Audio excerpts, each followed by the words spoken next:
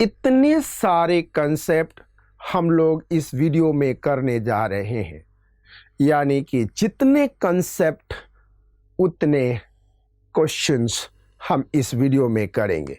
अगर आप बहुत अच्छी तरह से इस वीडियो को करते हैं तो one video can fetch you something about 5 marks, आपको 5 मार्क्स दे सकता है।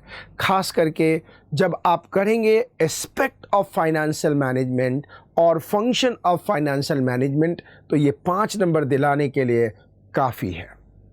अब पहला कंसेप्ट हम कर रहे हैं, concept 1, scenario analysis of stages of financial decision making in new venture और एंटरप्राइज। अब इसको समझने के लिए हम लोग एक बिजनेस की ढांचा को समझते हैं, और उस बिजनेस के ढांचा को समझने के लिए हम देखते हैं, और उस ढांचा को समझने के लिए हमें समझना पड़ेगा बिजनेस का ताना बाना, बिजनेस का फंक्शन। अब चलिए हम बिजनेस की दुनिया में एक शेयर करते हैं। अब आप इनको देखिए, ये है जनाब धनपत लाल जैन, सेठ धनपत लाल। और इन धनपत लाल जैन साहब का एक बहुत बड़ा सपना है। ये सपना मुंगेरी लाल के हसीन सपने वाला नहीं है।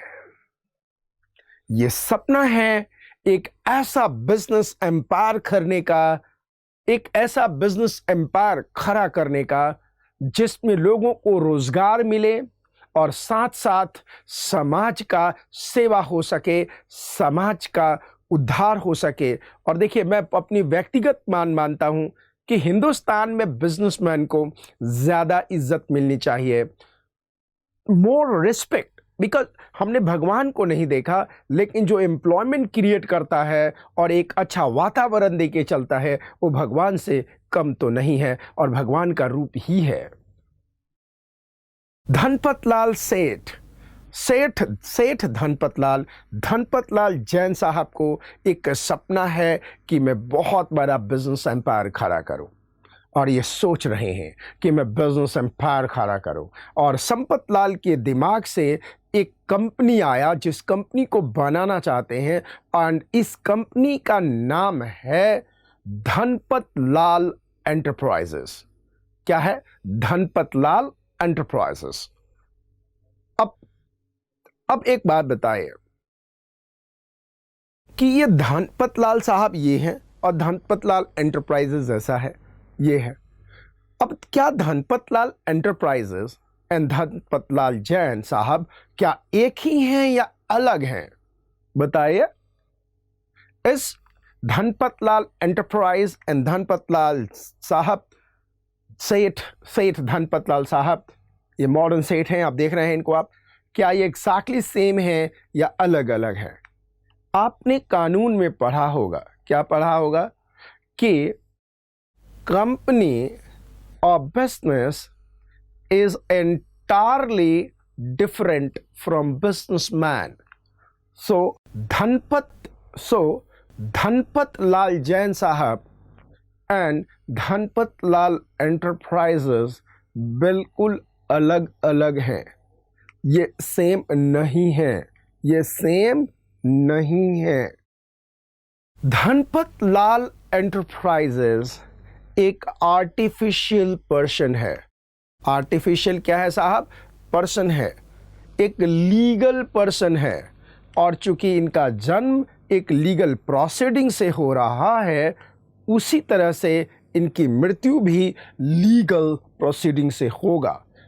जिस तरह से जैन साहब को उठाने के लिए यमराज को आना पड़ेगा, ठीक उसी प्रकार से धनपत लाल एंटरप्राइजेस लिमिटेड को उठाने के लिए लिक्विडेटर को आना पड़ेगा। यमराज यहाँ पे आए और लिक्विडेटर रूपी यमराज यहाँ आएंगे। हा हा हा हा।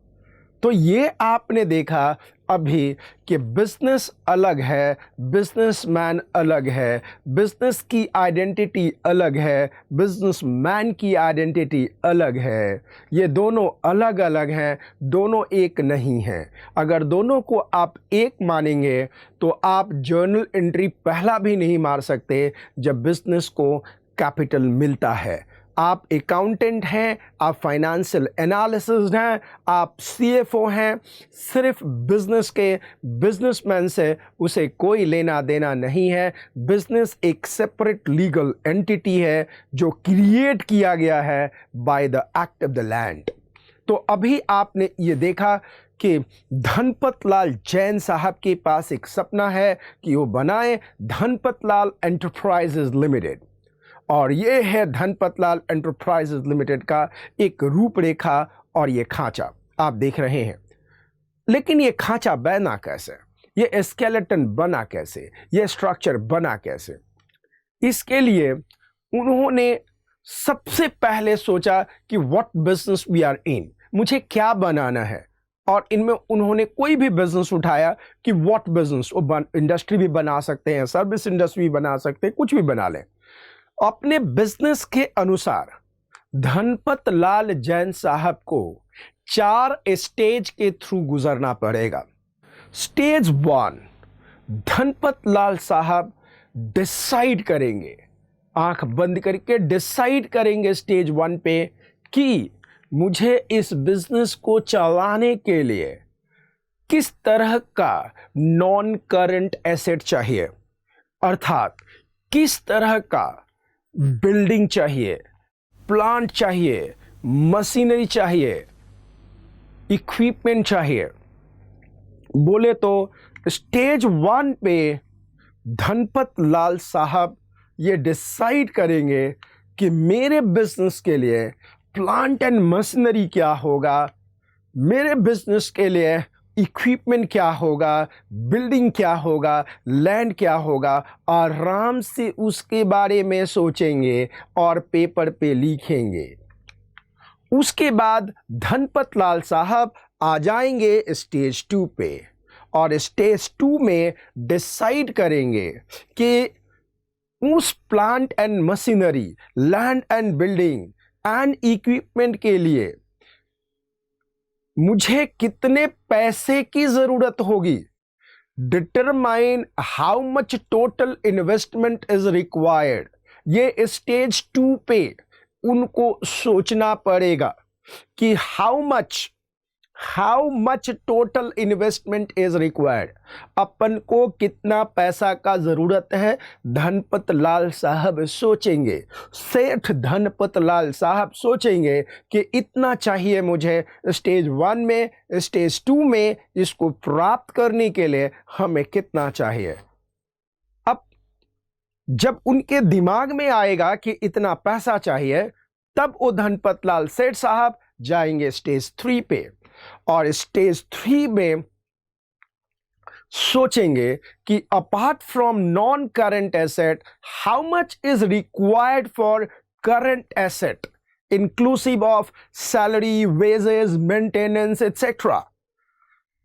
यानी स्टेज 3 पे ये सोचेंगे कि करंट एसेट पे अपन को कितना पैसा देना पड़ेगा, जो कि सैलरी है, वेजेस है, नॉन करंट एसेट है, रॉ मटेरियल है, WIP है, फिनिश गुड्स है। इन सभी को मैनेज करने के लिए अपन को कितना पैसे की जरूरत पड़ेगा, how much money we require.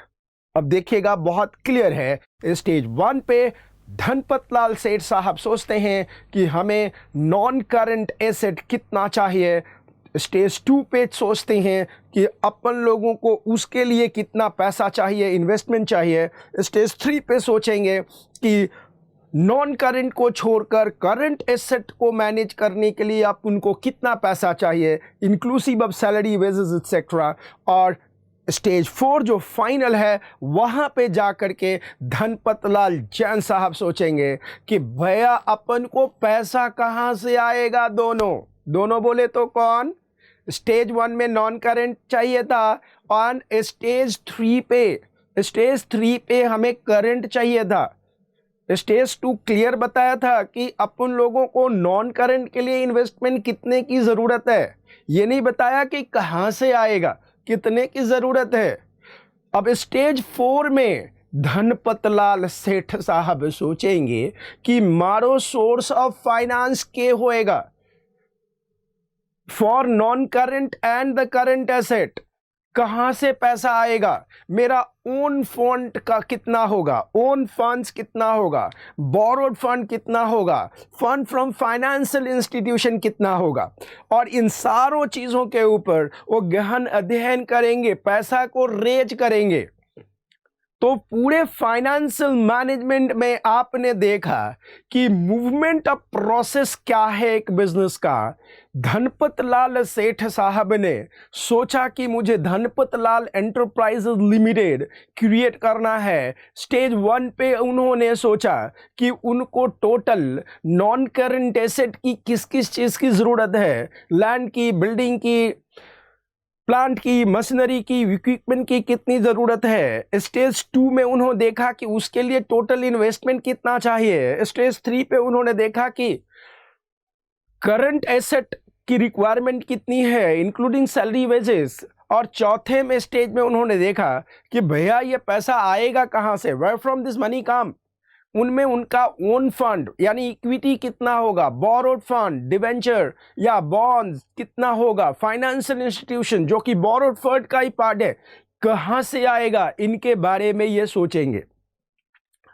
तो देखिएगा, अच्छी तरह से समझिएगा इसको। ये आप कंसेप्ट कर रहे हैं कि you are doing this concept कि scenario analysis of stages of financial decision making एक न्यू एंटरप्राइजेज और न्यू वेंचर्स में कैसे होता है। तो सबसे पहले अपन लोग ये सोचता है कि अपन लोगों को बिजनेस क्या करने का है, फिर सोचने का है कि अपन लोगों के पास टोटल डिसाइड करने का है कि टोटल अपन लोगों को लैंड, बिल्डिंग, मशीनरी, इक्विपमेंट कितना चाहिए। फिर अपन को देखने का है दूसरे स्टेज में कि इसके लिए टोटल इन्वेस्टमेंट क्या चाहिए। फिर उसको देखना है कि करंट स्टेज 3 पे देखना है कि current asset, salary, wages, scooty कितना चाहिए। एंड 4th स्टेज पे उसको देखना है कि उसको कितना पैसा, कि उसको कहाँ कहाँ से पैसे लेने हैं। सो ध्यान रखिएगा, कीप इट माइंड कि इस बात को ध्यान रखते समय आपको एक बात ध्यान रखना है कि किस तरह से धनपत लाल जैन साहब फाइनेंशियल मैनेजमेंट को फाइनेंस को मैनेज कर रहे हैं। क्योंकि देखिएगा, फाइनेंस एक जो है वो लाइफ लाइन है बिजनेस का। आगे हम आपके साथ बताएंगे, इस डायलॉग को मैं बार बार यूज करूंगा। What oil is for the engine, the money is for the business. What oil is for the engine, the finance is for the business. अगर आप सोचिए, आपके पास, या इमेजिन कीजिए कि दिल्ली के सड़क पे बहुत बड़े बड़े गाड़ियाँ, लंबोर्गिनी है, वॉट पोर्शे है, मर्सिडीज है, वो 4 चूड़ियों वाली गाड़ी होती है, क्या होता है, हाँ 4 चूड़ियों वाली, हाँ ऑडी है, ये बड़ी सारी गाड़ियाँ हैं और सड़क पे धू धू धू करके चल रही है। अचानक पूरे दिल्ली शहर का पेट्रोल पंप में पेट्रोल नहीं है। क्या ये गाड़ियों का कोई वजूद है? नहीं है, कुछ भी वजूद नहीं है। उसी तरह से बिजनेस का बहुत बड़ा एम्पायर खड़ा कर दिया, बहुत सारा land, building, plant, machinery, equipment खरीद के रख दिया, लेकिन बिजनेस को चलाने के लिए करंट एसेट की मेंटेन करने का नहीं है। तो क्या बिजनेस चलेगा? क्या नहीं। तो अपन बार बार एक डायलॉग यूज करेगा और डायलॉग होगा, what oil is for engine, what oil is on the engine is the same thing as a finance for business. Oil is for engine, what the finance or money is for the business. So keep it in your mind that financial management is concerned with efficient procurement of finance and effective utilization of finance in current and non-current asset. 2 words आगे बार बार हम use करेंगे। Financial management concerned होता है procurement of finance and effective utilization of finance. Effective utilization को हम allocation of finance भी कह सकते हैं. इसको इतनी एफिशिएंट तरीका से यूज किया जा सकता है ताकि प्रॉफिट मैक्सिमाइज हो सके, वेल्थ मैक्सिमाइज हो सके. यानी कि objective is to maximise profit and maximise wealth. Dhanpat Lal will focus on the three major decisions area. Three major decision area. और ये three major decision area आगे जब CFO exclusive आ जाता है तो ये उसका रोल हो जाएगा या फाइनेंशियल मैनेजमेंट का फंक्शन हो जाएगा. और ये है आपके पास IFD. ये है सिंपल IFD. क्या है IFD? धनपत लाल जैन साहब will focus on three major financing decision area. और ये financial decision area होगा IFD. क्या है IFD? कोड है IFD, Investment, Financing and Decision. तो ये मेजर कोर एरिया है फाइनेंशियल मैनेजमेंट का. आगे हम सेपरेट क्वेश्चन में भी इनको पढ़ेंगे. अगर आप इस स्टेजेस को समझ जाएंगे तो आगे आने वाले इस वीडियो के कई क्वेश्चन के आंसर, कंसेप्ट के आंसर को आप दे पाएंगे. तो अगर कल को आपसे सेपरेट कोई क्वेश्चन पूछता है कि what are the concerned area of financial management subject, तो आप बोलेंगे IFD. क्वेश्चन आता है what are the decision area of the financial management, आप बोलेंगे IFD. अगर आपसे कोई क्वेश्चन पूछता है what is the function of the financial management, तो आप बोलेंगे IFD. क्वेश्चन आता है what is the decision of financial management, आप बोलेंगे IFD. That is what investment, finance and dividend. IFD बोले तो investment, finance and dividend. IFD बोले तो इन्वेस्टमेंट, फाइनेंस एंड डिविडेंड. तो धनपत लाल enterprises requires money has to inquire the three question. यानी धनपत लाल enterprises को 3 questions पे ध्यान देना है. और ये ध्यान देना है 1, where to get money from, that is financing decision. 1, where to get money from, that is financing decision. 2, where to invest this money, investment decision. 3, how much to distribute to shareholders, dividend decision. तो अगर आपके exam में question आता है कि what are the 3 की question financial management focus at, तो आप बोलेंगे 3 क्वेश्चन IFD से निकला हुआ है. where to get money from, decision, that's called financing decision. Where to invest money, that is investment decision. How much to distribute to shareholders, that's called dividend decision. तो आपने यहाँ पे देखा कि फाइनेंशियल मैनेजमेंट का क्या क्या मेन पॉइंट है जो एक एंटरप्रेन्योर को, एक न्यू एंटरप्रेन्योर को सोचना चाहिए. 4 स्टेजेस है, आपने अच्छी तरह से देखा. फर्स्ट स्टेज आपने देखा कि एक बिजनेसमैन को सोचना पड़ेगा कि नए बिजनेस के लिए कि उसको क्या क्या बिल्डिंग, प्लांट, मशीनरी, इक्विपमेंट चाहिए. उसके लिए स्टेज 2 में देखना पड़ेगा टोटल इन्वेस्टमेंट क्या चाहिए. स्टेज 3 पे देखना पड़ेगा उसको कि उसके पास करंट एसेट के लिए कितने पैसे की ज़रूरत है. एंड चौथे स्टेज पे उसको देखना है कि पैसे कहाँ से आएंगे, कैसे आएंगे. अगर आपसे पूछा जाए यहाँ पे कि what are the 3 key areas the company has to focus, तो आप देखेंगे IFD बोले तो सिंपल आप IFD भी कर सकते हैं. इन्वेस्टमेंट, फाइनेंसिंग, उसको चाहिए, उसको 3 चाहिए. IFD, investment, financing and dividend, investment, financing and dividend, investment, financing and dividend. अब 3 की एरिया क्या है, यही IFD जो आपने पहले पढ़ा है ये FID बन गया है. 1, where to get money from, financing decision. what to invest money, investment decision, how much to distribute to shareholders, it becomes a dividend decision. तो अगर आपसे क्वेश्चन आता है कि what are the stages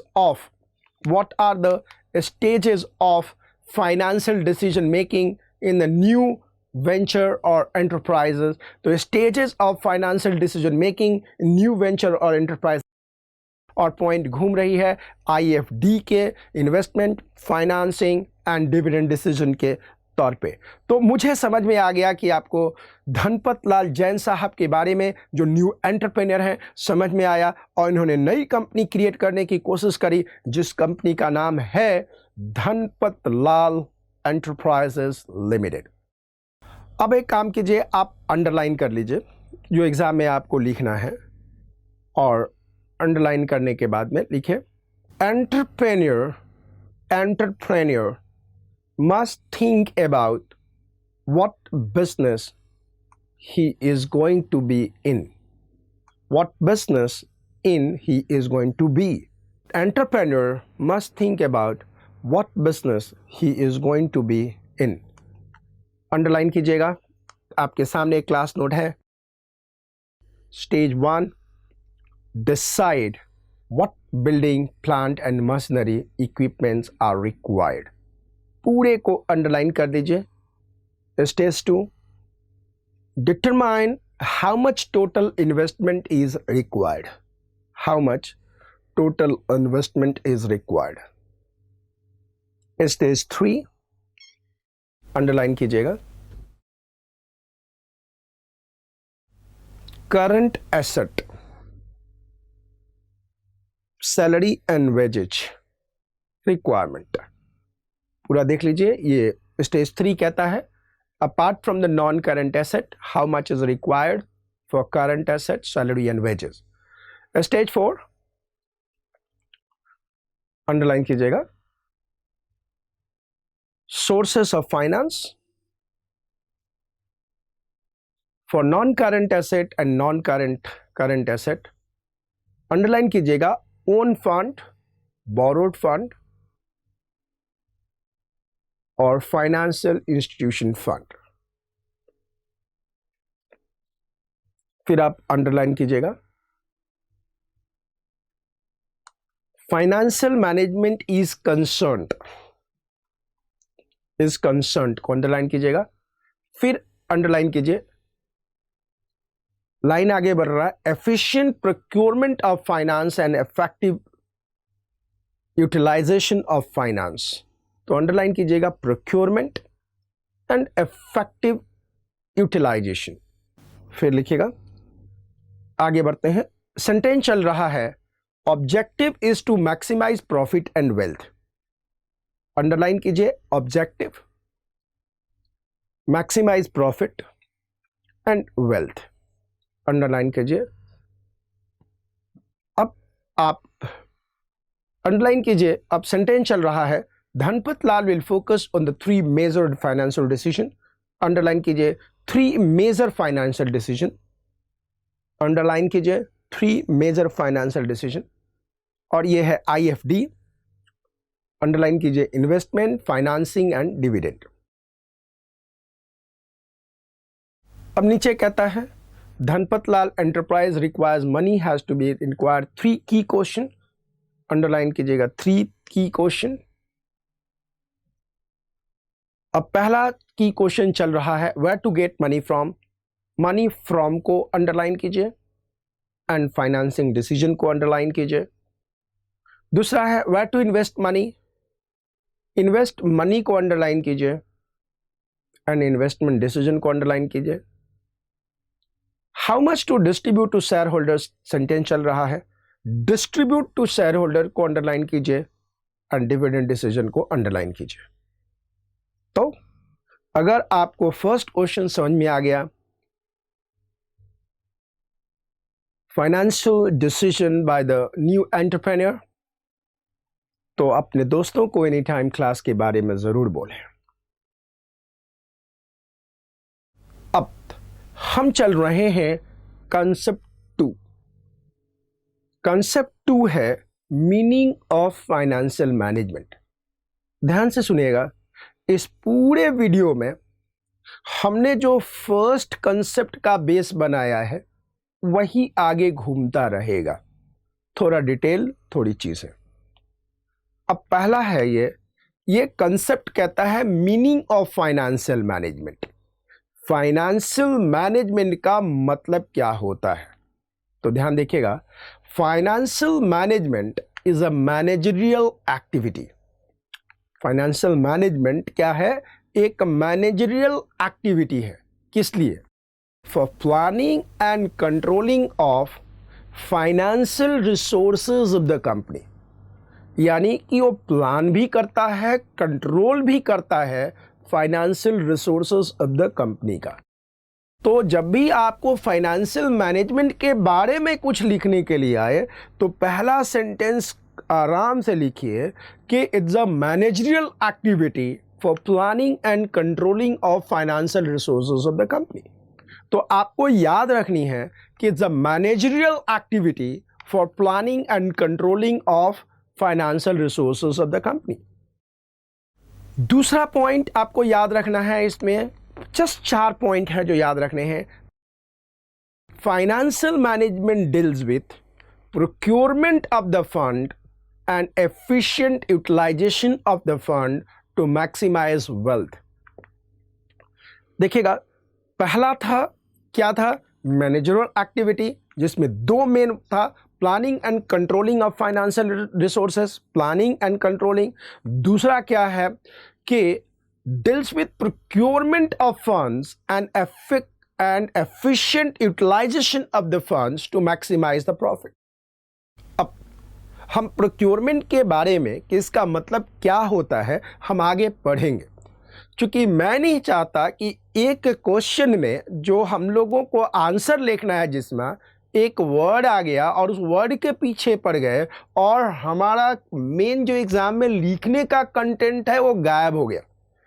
मेरा एक ही मतलब है कि अगर कोई आपके एग्जाम में क्वेश्चन आता है मीनिंग ऑफ फाइनेंशियल मैनेजमेंट, तो आपको पता है कि मीनिंग ऑफ फाइनेंशियल मैनेजमेंट में अपन लोगों को 4 बातें लिखनी है बस। So financial management deals with procurement of the fund and efficient utilization of the fund to maximize wealth। देखिएगा, फिर से मेरे साथ बोलिएगा, क्योंकि ये वर्ड अगर आपको समझ में आ गया, procurement of the fund and efficient utilization of the fund to maximize the wealth, तो इसको आप फाइनेंशियल मैनेजमेंट के किसी भी थियरी में आप लिख सकते हैं। तीसरा आपके पास पॉइंट आता है मीनिंग ऑफ फाइनेंशियल मैनेजमेंट में, that financial management is a science of money management. Science of money management, science of money management, ये विज्ञान है मनी मैनेजमेंट का।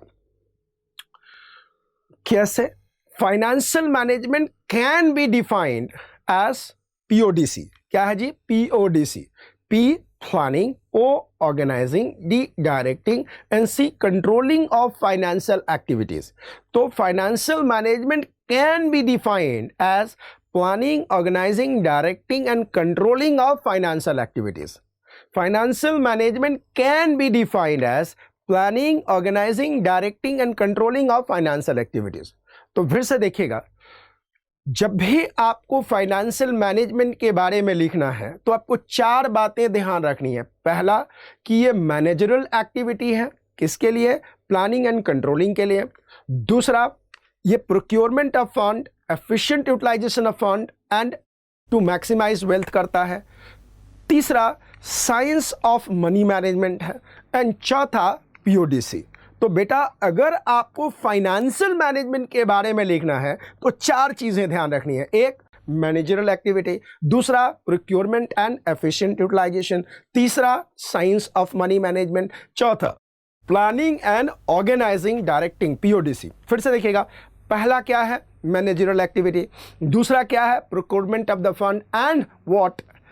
Efficient utilisation of the fund. तीसरा क्या है? Science of the money management. और चौथा क्या है? PODC, planning, organising, directing and controlling. फिर से मेरे साथ याद कीजिएगा, पहला क्या है? Managerial activity. दूसरा क्या है? Procurement of the fund and utilisation of the fund. तीसरा क्या है? Science of money management. चौथा क्या है? PODC। फिर से बोलिएगा, पहला क्या है? Managerial activity. दूसरा क्या है? Procurement of the fund and efficient utilisation of the fund. तीसरा क्या है? Science of money management. And चौथा क्या है? पीओडीसी। तो बेटा जब भी आपको फाइनेंशियल मैनेजमेंट के बारे में कुछ लिखने के लिए आए तो आपको यही 4 पॉइंट आपको लिखना है। अब आप अपने क्लास नोट में अंडरलाइन कर लीजिए कि क्या अंडरलाइन करना है। शुरू हो रहा है point number 1, financial management is a managerial activity for planning and controlling of financial resources of the company। Sentence आप देख रहे हैं, आप अंडरलाइन कीजिए इसमें मैनेजरियल एक्टिविटी, फिर अंडरलाइन कीजिए प्लानिंग एंड कंट्रोलिंग, फिर अंडरलाइन कीजिए financial resources of the. Second point शुरू हो रहा है, financial management deals with procurement of the fund, efficient utilisation of funds to maximise wealth. Underline कीजिए procurement of the fund, efficient utilisation of fund, maximize wealth. तीसरा point आ रहा है, financial management is a science of money management. Underline कीजिए science of money management, underline कीजिए science of money management. चौथा point है, financial management can be defined as planning, organising, directing and controlling of all financial activities. Underline कीजिए planning, organizing, directing and controlling of all financial activities। तो मुझे लगता है कि अगर आपको फाइनेंशियल मैनेजमेंट के बारे में लिखने के लिए आ गया तो आप आराम से ये चारों पॉइंट एग्जाम में लिख सकते हैं। मैनेजर एक्टिविटी आप लिख सकते हैं, procurement of the fund and effective utilisation of the fund, science of money management and PODC. अगर आपको फाइनेंशियल मैनेजमेंट का मतलब समझ में आया और एग्ज़ाम में लिखने के लिए आपको कुछ कंटेंट मिला तो अपने दोस्तों को एनी टाइम क्लास के बारे में ज़रूर बोलिए। अब हम चलते हैं next concept, concept 3, aspect of financial management और फंक्शन ऑफ फाइनेंशियल मैनेजमेंट। ध्यान से देखिएगा, एस्पेक्ट ऑफ फाइनेंशियल मैनेजमेंट और फंक्शन ऑफ फाइनेंशियल मैनेजमेंट या एस्पेक्ट और function of financial management. Aspect का मतलब क्या होता है? पहलू, दृष्टिकोण, नजरिया, पक्ष, कुछ भी हो सकता है। एस्पेक्ट बोले तो भाव, कुछ भी हो सकता है। तो फंक्शन बोले तो काम क्या है, कर्म क्या है।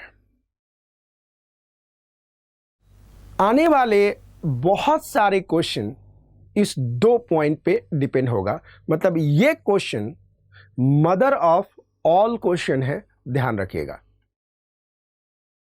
फंक्शन ऑफ फाइनेंशियल मैनेजमेंट या aspect of financial management, aspect of financial management और function of financial management.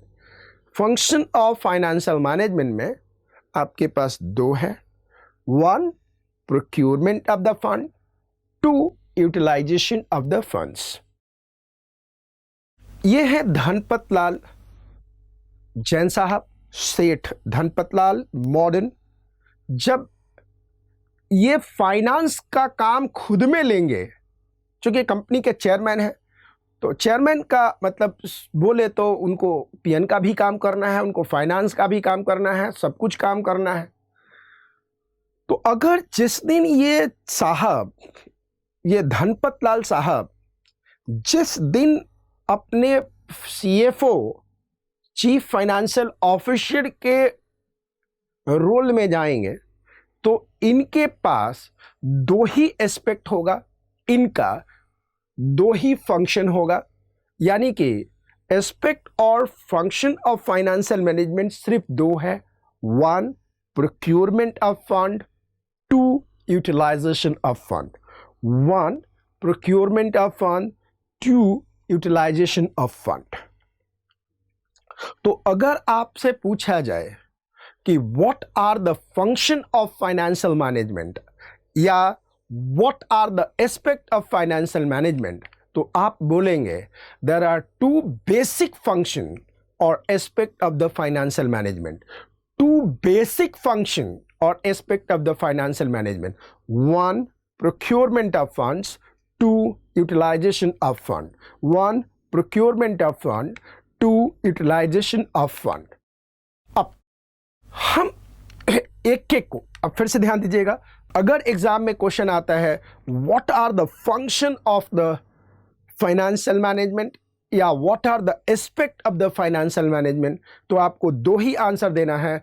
Two basic function of financial management are one, procurement of fund, two, effective utilisation of the fund. अब हम पहला point पढ़ रहे हैं, procurement of fund.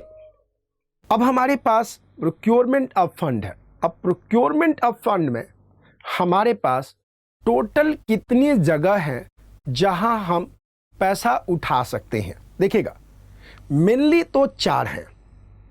इसके अलावा अगर स्टार्टअप बिजनेस है, जैसे कि धनपत लाल जैन साहब का केस उठा लिया जाए, बिल्कुल नया बिजनेस है, तो उसमें 3 हमारे और बढ़ जाएंगे, 3 हमारे और बन जाएंगे।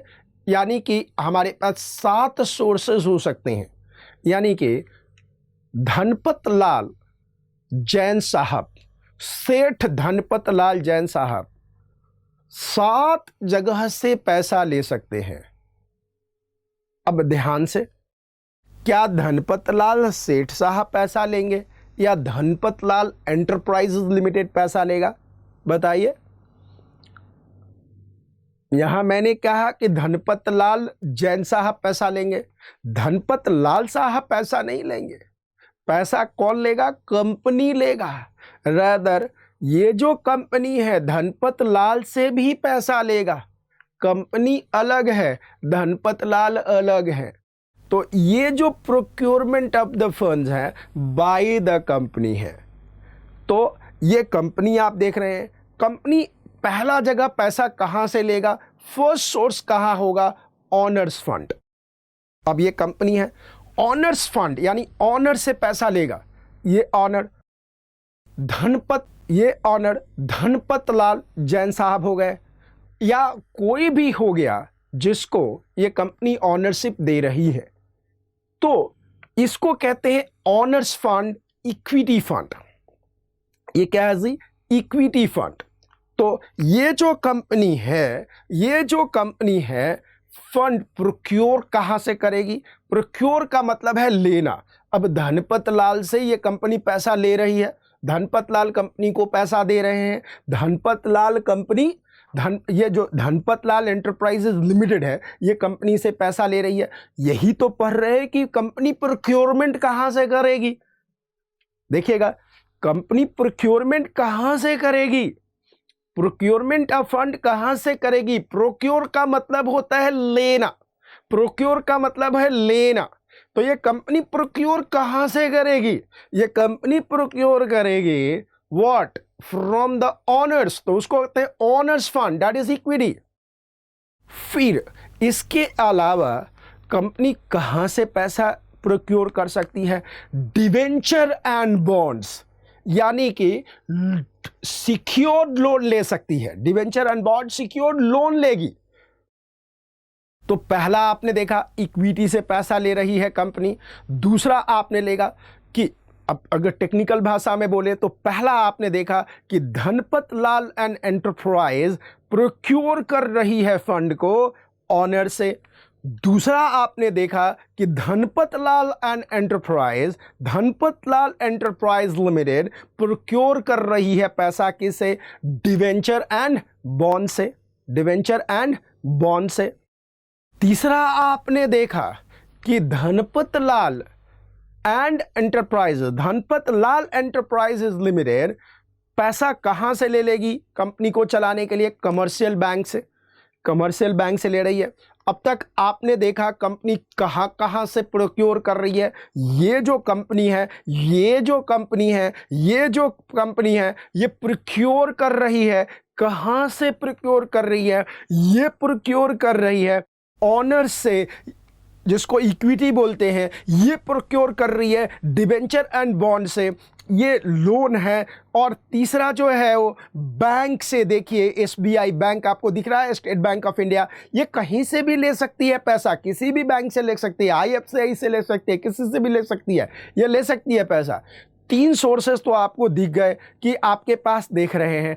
चौथा सोर्स है ये इंटरनेशनल फंडिंग भी कर सकती है।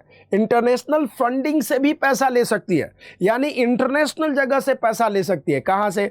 एफडीआई ले सकती है, एफआईआई फाइनेंशियल इंस्टीट्यूशंस इन्वेस्टर से पैसा ले सकती है, एडीआर जीडीआर से पैसा ले सकती है। तो अभी आपने देखा जो ये कंपनी है कहां कहां से प्रोक्योर कर सकती है। ये कंपनी प्रोक्योर कर सकती है ऑनर से, ये कंपनी प्रोक्योर कर सकती है डिवेंचर से, ये कंपनी प्रोक्योर कर सकती है कमर्शियल बैंक से, ये कंपनी प्रोक्योर कर सकती है इंटरनेशनल फंडिंग से। और इसके अलावा कंपनी कहां से कैसे प्रोक्योर कर सकती है? हायर परचेज एंड लीडिंग से, हायर परचेज एंड लीजिंग से, हायर परचेज एंड लीजिंग से। और क्या कर सकती है? चूंकि नई कंपनी है, ये एंजल फाइनेंसिंग भी कर सकती है। एंजल फाइनेंसिंग क्या होता है? वो एंजल हैं, परियां हैं। परियां क्या है? आपको दिक्कत है तो आपको पैसा दे करके ऊपर उठा लेंगी। रदर इसके पहले भी एक फंडिंग का सोर्स होता है जिसको कहते हैं इनक्यूबेटर। एंजल से पहले भी पैसा देने वाले लोग होते हैं बिजनेस के लिए, उसको अपन लोग क्या कहते हैं? इनक्यूबेटर। इनक्यूबेटर क्या हुआ भाई? भाई आपने मुर्गी को देखा है कभी? ये मुर्गी मुर्गी को देखा आपने? मुर्गी अंडा देती है ना, लेकिन चूजा कैसे निकलता है? चूजा कैसे निकलता है? बताइए बताइए बताइए बताइए। पता ही नहीं? चिकन खाते हैं, पता ही नहीं चूजा निकला कैसे? मुर्गी अंडा देने के बाद उसको सेती है। सेती मतलब उस पर बैठती है। बैठने से वो गर्म होता है अंडा में, और उसके कारण उस अंडे को सेने के कारण जब वो सेकती है उसको, तो अंडा गर्म होता है, तो उसमें से चूसा निकलता है। ठीक उसी प्रकार से जो धनपत लाल जैन साहब के पास एक जो आइडिया है कि अपन इतना बड़ा बिजनेस करेगा, एक इंक्यूबेटर्स होते हैं जो पैसे देते हैं। उनको इंक्यूबेटर का हिंदी में मतलब होता है सेकना, यानी गर्मी देना वो, जिसे पैदा हो सके। तो ऐसे लोग जो आइडियाज़ को फंक्शन करते हैं, यानी कि इक्विपमेंट में कितना पैसा लगेगा वो देते हैं, करंट एसेट में कितना पैसा लगता है देते हैं। तो इस तरह के इन्वेस्टर्स को इंक्यूबेटर कहा जाता है। तो ये जो धनपत लाल एंटरप्राइज आप देख रहे हैं, ये इंक्यूबेटर से ही पैसा ले सकता है। मैंने वो लिखा नहीं है यहाँ पे, क्योंकि आपके मॉड्यूल ने नहीं लिखा। तो अब एंजल फंडिंग से पैसा लग सकता है, और बिजनेस बढ़ गया तो वेंचर कैपिटल से पैसा ले सकता है। इसके बारे में हम बाद में पढ़ेंगे, एक एक चीज़ के बारे में हम बाद पढ़ेंगे। तो ये कंपनी है आपके सामने देख रहे हैं, और ये कहाँ कहाँ से पैसा ले सकते हैं आप देख लीजिएगा। 1 2 क्या है? ऑनर्स। दूसरा डिवेंचर। तीसरा क्या है? Commercial bank. चौथा क्या है? International funding. पांचवा क्या है? Hire purchase. छठा क्या है? Angel funding. एंड देन क्या है? Venture capital. तो ये कंपनी फंड प्रोक्योर कर सकती है, ये कंपनी फंड प्रोक्योर कर सकती है इतने 7 सोर्सेस से ये कंपनी प्रोक्योर कर सकती है। इसके पहले कि हम आगे बढ़ें, प्रोक्योरमेंट का पॉइंट मैं चाहता हूं आपको अंडरलाइन करवा दूं। राइट? तो आप देखते हैं हम स्टार्ट कर रहे हैं, इसमें साफ लिखा हुआ है, आप जरा क्लास नोट को देखिए। देयर आर 2 बेसिक फंक्शन और aspect of financial management. Underline कीजिए 2 बेसिक फंक्शन। नीचे लिखा है procurement of fund and utilisation of fund. आप अंडरलाइन कीजिए प्रोक्योरमेंट ऑफ फंड को एंड यूटिलाइजेशन ऑफ फंड को, दोनों को अंडरलाइन कीजिए। Underline both. मैं पहले सेंटेंस पूरा पढ़ दूंगा, उसके बाद में कौन से वर्ड को अंडरलाइन करना है मैं बोलूँगा। तो पहली बार जब मैं पढ़ूँ तो आप अंडरलाइन नहीं कीजिएगा। अब आता है प्रोक्योरमेंट ऑफ फंड। इसे लिखिएगा, there are many sources of procurement of fund. Many sources of procurement of fund. A, owners fund, equity. Underline कीजिएगा इक्विटी। अब इसको समझ लीजिए, फिर आप अंडरलाइन कीजिएगा। जब भी इक्विटी आए तो आप 3 बातों पे ध्यान दीजिएगा। 1, रिस्क, 2, कॉस्ट एंड 3, कंट्रोल। यानी 3 फैक्टर है, RCC, risk, cost and control. RCC, risk, cost and control. Equity में रिस्क कम है क्योंकि कंपनी को ऑनर्स को पैसा देने की जरूरत नहीं है। जब भी आप डिसीजन की बात कर रहे हैं बिजनेस की, तो आपको बिजनेस की नजरिया से देखना पड़ेगा। तो आर का मतलब यहां पे क्या है? रिस्कलेस, रिस्क नहीं है, क्योंकि वापस पैसा नहीं करना। क्या कभी भी वापस नहीं करना? हाँ, जब कंपनी टूट गई, बिखर गई, प्लांट मशीनरी अलग बिक रहा है, लैंड अलग बिक रहा है, बिल्डिंग अलग बिक रहा है, तो उस समय में यह पैसा इक्विटी शेयर होल्डर के पास जाएगा। तो यानी कहने का मतलब है कि ये जो इक्विटी पैसा है रिटर्न करनी है ऑनर्स को जब कंपनी लिक्विडेट हो गई, सिर्फ तब, और बढ़ना नहीं। सी बोले तो कॉस्ट। इक्विटी में कॉस्ट हाई होता है बिकॉज इसमें इनकम टैक्स का बेनिफिट नहीं मिलता। तीसरा है कंट्रोल, RCC। तीसरा है कंट्रोल। कंट्रोल को डाइल्यूट होने का खतरा होता है। अगर कंपनी ने ज्यादा शेयर इश्यू कर दिया किसी और को, तो धनपत लाल का जो कंट्रोल है कंपनी पे वो खत्म हो जाएगा। तो कंपनी ज्यादा शेयर इश्यू करती है तो उस समय यह दिक्कत होगा।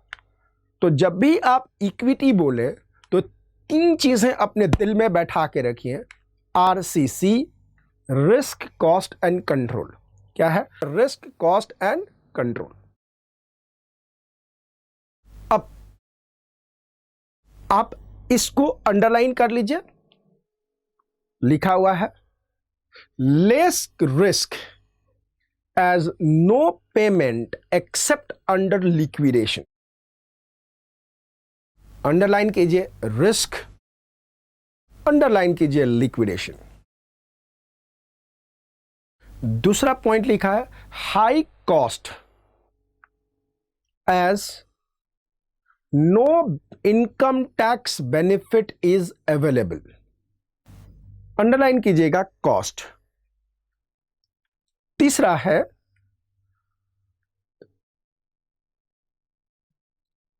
may dilute the control of existing shareholders. May dilute the control of existing shareholders. Underline कीजिएगा dilute the control. अब आपको सेकेंड सोर्स ऑफ प्रोक्योरमेंट देख रहे हैं, डिवेंचर एंड बॉन्ड। इसमें भी आपको 3 बातें पे ध्यान लिखनी है। एक, रिस्क, तो आपको लिखना है रिस्क इज। दूसरा है क्या चीज? Cost. Cost is cheaper because tax benefit is available.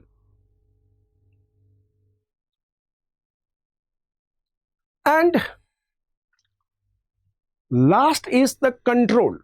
इसका मतलब इसमें control, there is no risk of the control in case of debenture. So RCC के अंदर ही आप लिख सकते हैं। तो आप सबसे पहले अब लिखिए आर में लिखेगा risk is high as the payment of debt and installment has to be given. Risk is high because the payment of installment and interest has to be given. C बोलिएगा कॉस्ट, लिखिएगा cost is cheaper because tax benefit is available. Next लिखिएगा control dilution does not exist. Control dilution does not exist.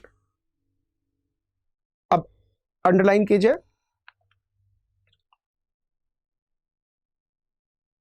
Risk is higher, तो लिखिएगा underline कीजिए risk is higher को, cost में जाइए underline कीजिए cheaper and tax benefit. Control में जाइए और लिखिए dilution does not exist, underline कीजिए। अब हमारे पास आते हैं next one is commercial bank. Commercial bank से कई तरह के ये लोन ले सकते हैं, यहां पे हम ज्यादा बात नहीं करेंगे। कंपनी धनपत लाल एंटरप्राइजेज लिमिटेड कमर्शियल बैंक से शॉर्ट टर्म ले सकती है, मीडियम टर्म ले सकती है, लॉन्ग टर्म ले सकती है, यानी प्रोक्योर कर सकती है फंड जो शॉर्ट टर्म भी हो, मीडियम टर्म भी हो एंड लॉन्ग टर्म भी हो। तो लिखा हुआ अंडरलाइन कीजिएगा commercial bank, short term, medium term, long term. Short term को अंडरलाइन कर लीजिए, मीडियम टर्म को कर लीजिए, लॉन्ग टर्म को कर लीजिए। अब आपने सोर्स पढ़ा था इंटरनेशनल फंडिंग। इंटरनेशनल फंडिंग में धनपत लाल एंटरप्राइज पैसा ले सकती है, फॉरेन डायरेक्ट इन्वेस्टमेंट। हम इसके बारे में बाद में पढ़ेंगे, अदरवाइज एक ही क्वेश्चन में सारी दुनिया पढ़ने बैठ जाएंगे। Foreign institutional ADR and GDR, यानी कि इतने जगह से पैसा लेगी। अब आप अंडरलाइन कीजिए foreign direct investment, FDI, underline कीजिए एफडीआई को। फॉरेन इंस्टीट्यूशनल इन्वेस्टर्स, अंडरलाइन कीजिए एफआईआईस को। ADRs, American depository receipt, underline कीजिए एडीआर को। GDR, global depository receipt, underline कीजिए जीडीआर को। Next hire purchase and leasing, underline कीजिए हायर परचेज एंड लीजिंग को। एंजल फाइनेंसिंग, वेंचर कैपिटल, इनको आप अंडरलाइन कर दीजिए। तो अभी आपने अब तक फाइनेंशियल मैनेजमेंट के फंक्शन के पहले फंक्शन को पढ़ा, procurement of fund. Procurement of fund के कितने तरीके हैं, फंड को लेने, फंड कहाँ कहाँ से लिया जा सकता है, प्रोक्योर कहाँ कहाँ से किया जा सकता है। ये प्रोक्योर किया जा सकता है ऑनर से, ये किया जा सकता है डिवेंचर से, ये किया जा सकता है कमर्शियल बैंक से, ये किया जा सकता है इंटरनेशनल फंडिंग से, ये किया जा सकता है हायर परचेज एंड लीजिंग से, ये किया जा सकता है एंजल से, ये किया जा सकता है वीसी से, वेंचर कैपिटलिस्ट से। अब हम दूसरे फंक्शन के बारे में चल रहे हैं और दूसरा फंक्शन है हमारा इफेक्टिव यूटिलाइजेशन ऑफ फंड। दोस्तों ये क्वेश्चन मदर क्वेश्चन है इस पूरे वीडियो का, एंड ये क्वेश्चन मदर क्वेश्चन है इस पूरे चैप्टर के क्वेश्चन का। अगर आपको प्रोक्योरमेंट ऑफ फंड समझ में आ गया and effective utilisation of fund समझ में आ गया, तो आप किसी भी क्वेश्चन में हाथ पांव मार सकते हैं। और ये दो वर्ड तो आपके जेहन में बैठ जाना चाहिए, जो फंक्शन है फाइनेंशियल मैनेजमेंट का, और ये दो वर्ड क्या है, function of financial management, procurement of fund and effective utilization of the fund. Procurement of fund, effective utilization of the fund. अब हम देख रहे हैं effective utilization of fund. First line है employ the funds properly and profitably. Employ the fund properly and profitably. ये लिखा हुआ line हर जगह यहाँ पे आए जा रहा है, आप देख रहे हो अच्छी तरह से. Employ the fund properly and profitably, यानी जो फंड प्रोक्योर करी गई उसकी एम्प्लॉयमेंट सही होना चाहिए, वो सही जगह पे लगाना चाहिए. सही जगह पे नहीं लगाएंगे तो नहीं चलेगा. सो सम ऑफ द, अगर आपसे कहा जाए कि कैसे एम्प्लॉय होता है, तो some of the aspect of the fund utilizations can be, one, utilization of fixed asset like through a capital budgeting, utilization of working capital through proper working capital management. यानी यूटिलाइजेशन करना बहुत ज़रूरी है और utilisation होना बहुत ज़रूरी है.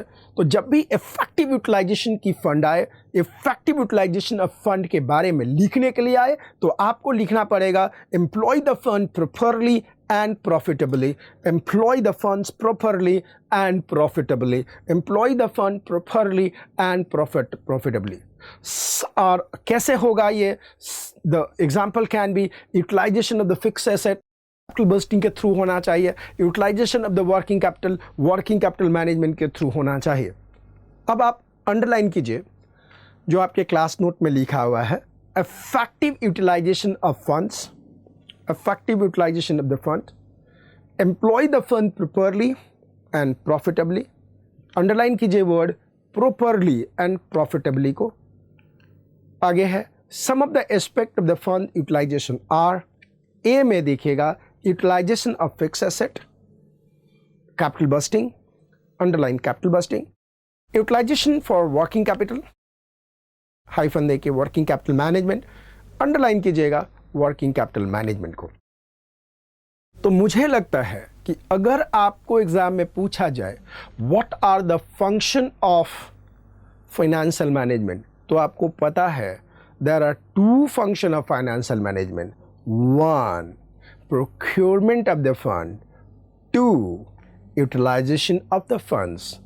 प्रोक्योरमेंट ऑफ द फंड में ये सातों आइडियाज़ आपको पता है कहाँ से होगा, and utilisation of the fund में आपको ये 2 पॉइंट याद है. तो अगर आपको एग्ज़ाम में लिखने लायक कंटेंट मिला तो गुरु दक्षिणा के रूप में आप ज़रूर बोलेंगे एनी टाइम क्लास के बारे में अपने दोस्तों को. अब हम चलते हैं कंसेप्ट 4. कंसेप्ट 4 कहता है इवोल्यूशन ऑफ फाइनेंशियल मैनेजमेंट, यानी कि फाइनेंशियल मैनेजमेंट की इवोल्यूशन कैसे हुआ. देखिएगा, मैं चाहूं तो चीज़ें छोड़ सकता हूं. देखिएगा, मैं चाहूं तो चीज़ें छोड़ सकता हूं. देखिएगा, मैं चाहूं तो चीज़ें छोड़. देखिएगा, मैं चाहूं तो चीज़ें छोड़. देखिएगा, मैं चाहूं तो चीज़ें छोड़. देखिएगा, मैं चाहूं तो चीज़ें छोड़.